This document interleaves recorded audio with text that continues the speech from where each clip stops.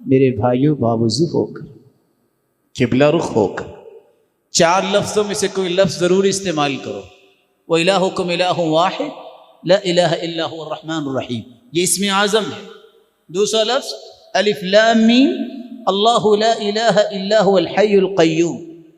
تیسرا لفظ اللہم انی اسألک بأنی اشہدک انک انت اللہ لا الہ الا انت الاحد الصمد الذی لم یلد ولم یولد ولم یکن له کفوا احد۔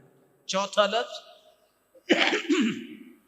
اللہم لا الہ الا انت المنان بدیع السماوات والارض ذا الجلال والاکرام۔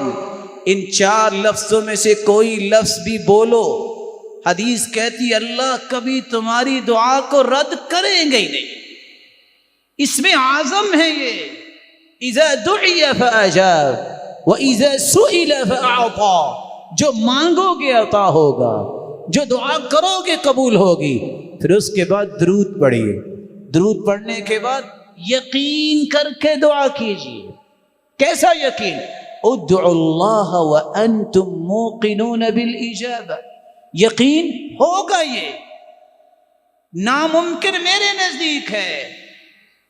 ساری امیدوں کی ڈورے ڈاکٹر نے توڑ دی، کچھ نہیں ہوگا، لیکن یہ مخلوق ہے، میں بھی نہ اور محترم ڈاکٹر صاحب بھی، فیصلہ اس کا ہونا ہے۔